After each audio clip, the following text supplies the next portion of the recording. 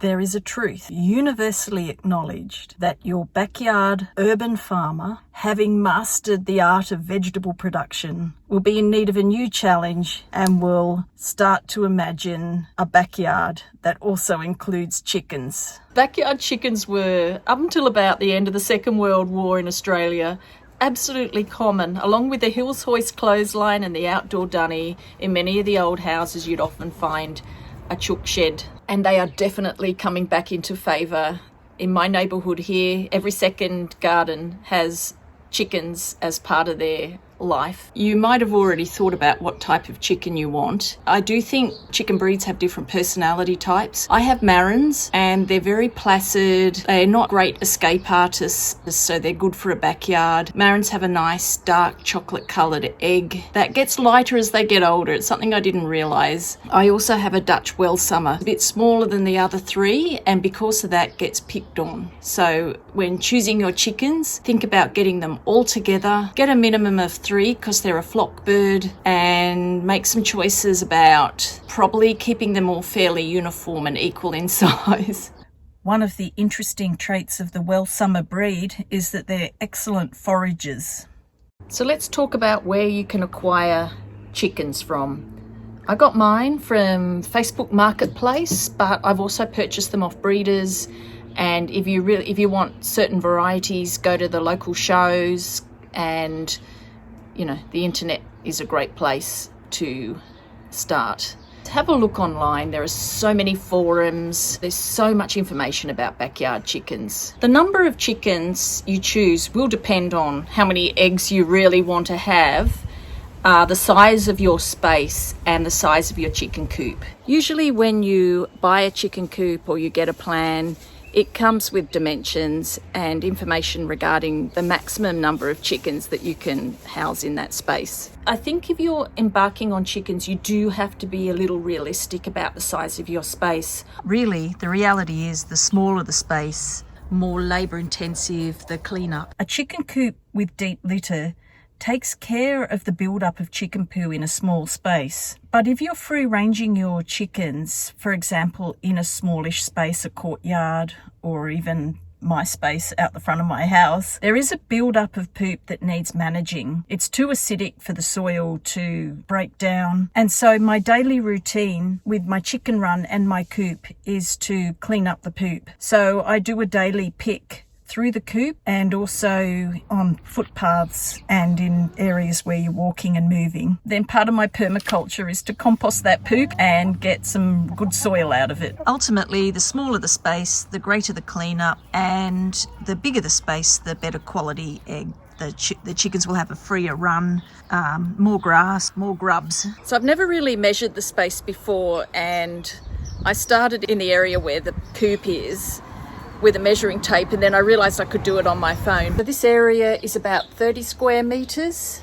This area is about 76 square metres. And as you can see, in a total of almost 100 square metres, there's no grass left. For my space, I find 5 almost too many and 4 just right. So in choosing their home, one of the things you'll need to decide is what type of accommodation are you going to get for your chickens. I originally purchased a tractor for mine, and it was really useful in that it was movable. It had wheels at the back and you could move it around between spaces. I never locked the chickens permanently in the little tractor house. I moved it to a new spot and opened it up, and the chickens roamed around and really just slept in it at night.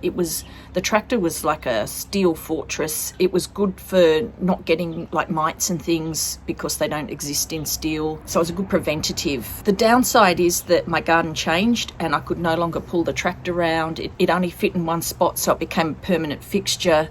And then I wanted to get the chickens off the ground because I found the little tractor had quite a low sleeping space, and it did have a room for them to perch, but it wasn't high enough, so they didn't love it and they stopped perching, and I think that affects their overall health not to perch. During lockdown, I made a purchase and bought a chook pen. It was beautifully handmade by somebody in Victoria during lockdown, and it was lovely to give them some business and get my chickens off the ground, raise the height of their accommodation, and each of them perch now on the ledges, which is part of their overall health. The downside is I'd never had a mite outbreak until I got a wooden chook pen, so but I did get on top of it very easily, and I'll link to that episode. And so now for chicken basics. You'll need to have a lockable space for your chickens overnight to ensure against predators. Clean fresh water every day and several different sources, because they can knock their water dishes over, or some dishes can get sullied by wildlife. Grain stores and pet food supplies sell the food, and you should be looking for a percentage of protein if your chickens are laying. Shell grit to help their digestion. The food needs to be stored carefully so that rodents can't get into it. Also, their feeders need to be sheltered so that the food doesn't get wet and that they're not eating either in the rain or in the hard sun. Well, let's talk about plants for chickens. Firstly, I consider grass their ultimate health tonic. They don't need a lot of it, but they do need a little bit every day. If my chickens are around the front, they've eaten most of the grass in that space, I'll pull up grass weeds that are growing in my veggie patch and I'll pop them up for them. And I also have a patch of grass in the backyard that I let them out most evenings to graze on. I find if you're picking weeds or herbs or greens for the chicken, it's best to bundle them up and tie them to a part of the pen somewhere. They like to pick at it. And if I feel like their space is getting a little short of greens, I like to make a chicken salad bar that they can pick at. Chickens prefer dappled light and shade.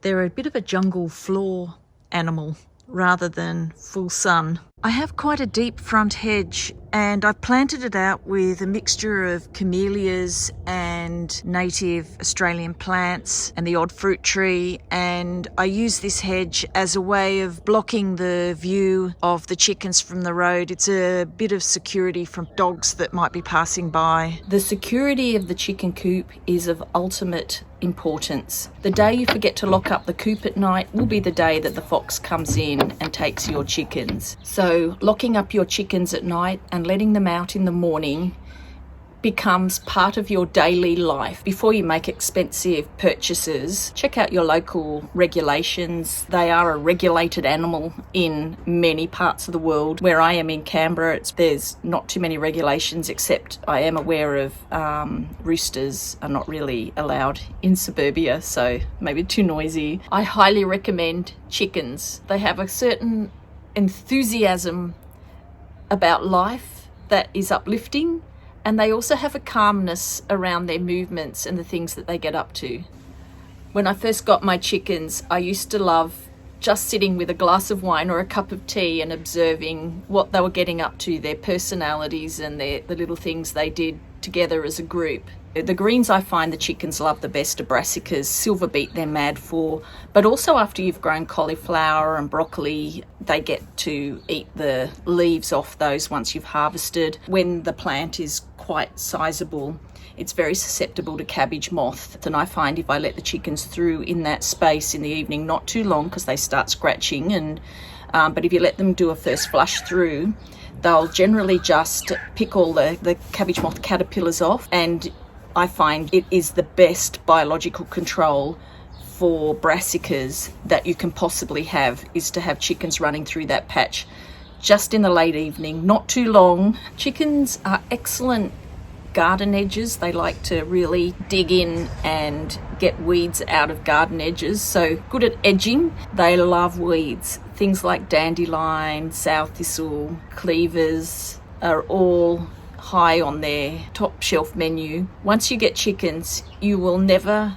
look at weeds in the same light again. You'll be walking around neighbourhoods looking at weeds going, oh, if only I had that for my chickens. The Dutch Welsummer chicken I have loves lemon balm, and if any of you have ever grown lemon balm, you know how that gets away. Chickens are not good with rhubarb, bulbs. I tend to find that even if I have these plants in their chook pen, they just don't eat it. They tell each other. So they would have to be pretty hungry for greens before that becomes a health factor for them. Comfrey's okay for them, but they don't eat it. Like, I grow a lot of nasturtiums because it's apparently really good for chickens, but they don't really enjoy it very much. Maybe it's the peppery flavour.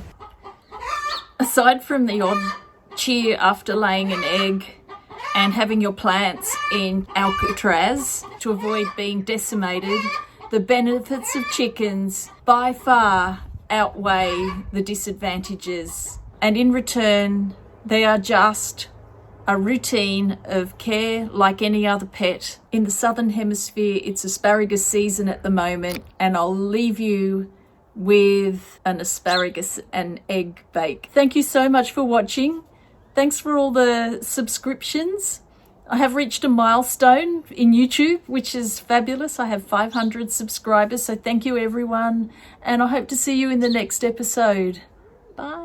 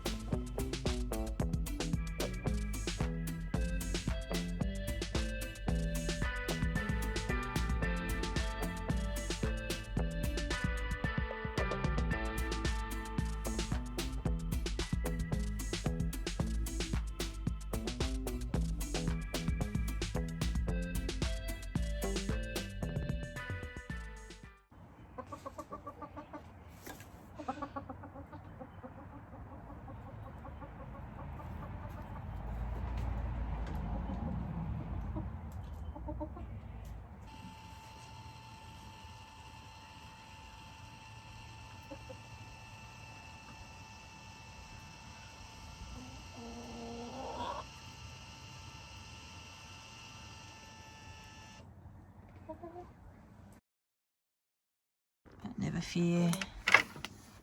Back entrance.